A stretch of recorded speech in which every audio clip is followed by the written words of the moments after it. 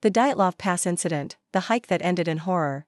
In February 1959, 9 experienced Soviet skiers set out to conquer a remote and dangerous mountain pass in the northern Ural Mountains. But they never made it. They were found dead, their tent slashed open from the inside, their bodies strewn around the mountainside, some partially clothed and others with severe facial injuries. It was one of the strangest mysteries of the 20th century. But how much of the story is fact and how much is fiction? This is the story of the Dyatlov Pass Incident. In January 1959, 9 members of the ski club of the Uri Polytechnic Institute set off into the northern Ural Mountains for what should have been an average weekend skiing trip. The group consisted of 3 couples, 2 brothers, and their close friend. They had all summited peaks higher than Mount Otorten, their intended destination. And none of them had any prior medical or psychological conditions that would preclude them from the hike. Yet somehow, when search parties found them a few days later, all 9 were dead. When the group didn't return to their base camp on time, their worried friends and family reported them missing. A search party was organized, but the weather was so bad that it took almost a week for the rescuers to reach the site of the ill-fated camping trip. And when they finally did arrive, what they found was beyond disturbing. The group's tent was pitched on the northwest slope of Mount Otorten at an elevation of about 830 meters. The tent was cut open from the inside, and just outside the tent were the bodies of 2 women. Their clothing was torn, and there were no signs of a struggle. At first, the searchers assumed that this was a murder-suicide and that the killer had fled into the mountains. But they soon discovered the rest of the group and realized that that theory was incorrect. There were 7 more bodies scattered across the mountainside. Some were lying in a horizontal position, while others were sitting like they were waiting for a bus. One man was lying face down in the snow, his clothes torn and his head smashed in.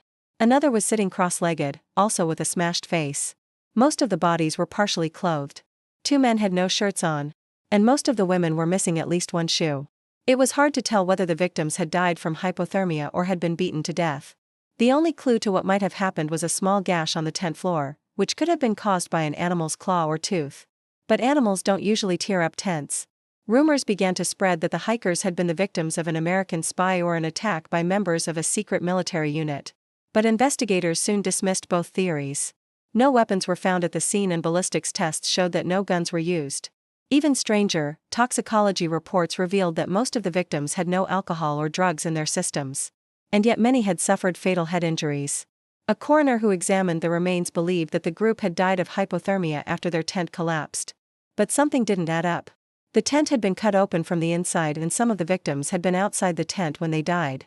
Furthermore, a full autopsy report was never released and the official account of the disaster was vague at best. Over the years, many theories have been proposed to explain the Dyatlov Pass Incident. Some believe that the hikers were the victims of a rare and undiscovered form of mountain madness, which can cause people to do inexplicable things. Others claim that they were attacked by members of a secret military unit, such as the 405th Missile Brigade stationed nearby. Still others say that the hikers were the victims of a bizarre avalanche, while some believe that they were attacked by Yetis. There are even rumors that an extraterrestrial spacecraft landed near the group's campsite and abducted them, although there's absolutely no evidence to support this theory. But perhaps the strangest aspect of the Dyatlov Pass incident is that nobody really knows what happened. The official investigation concluded that the group died as the result of a natural disaster, but refused to say what that disaster was. When the case files were declassified in 1990, it was hoped that they would shed some light on the incident, but they only raised more questions. For example, eyewitness accounts from the night before the tragedy differed dramatically. According to some, the group had stayed at a nearby hostel, playing cards and drinking beer until late. Others said that the group had returned to their tent early in the evening, but there was no way to verify either account. To make matters worse, the hikers' personal belongings were confiscated during the investigation and many of them were never returned to their families. This included diaries, cameras and personal items that may have contained clues as to what happened. But maybe we're looking at this the wrong way. Maybe there is no single event that explains the Dyatlov Pass incident. Maybe the whole thing is just a series of coincidences. Here's what we know for sure. A group of 9 experienced hikers set up camp on the northwest slope of Mount Otorten. Later that night, for reasons unknown, they abandoned their tent and fled into the freezing cold. Some were only wearing shorts and some had no shoes.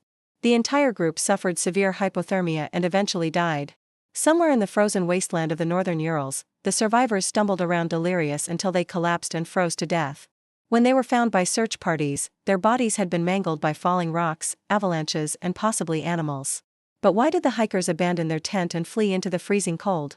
That's anybody's guess. Perhaps they were chased by an unknown predator, whatever that may be. Maybe they were trying to get help. Or maybe they were simply victims of mountain madness. And what about the strange details, the gash in the tent, the missing belongings, the smashed faces, and the state of undress of some of the victims? Well, these could be explained by a number of things, including scavengers, falling rocks, and the actions of the wind in a blizzard. After all, the northern Ural Mountains are a dangerous place. Avalanches and rockfalls are common and temperatures can plummet to 40 degrees Celsius or 40 degrees Fahrenheit. It's not surprising that a group of hikers would die here, but it is surprising that they would behave so erratically before their deaths. And that's the real mystery of Dyatlov Pass, the strange behavior of a group of otherwise rational people. Perhaps we'll never know exactly what happened to the Dyatlov Pass hikers, but that hasn't stopped people from trying. Every year, hundreds of people hike to the site of the tragedy in an effort to solve the mystery once and for all. But so far, nobody has found any new evidence.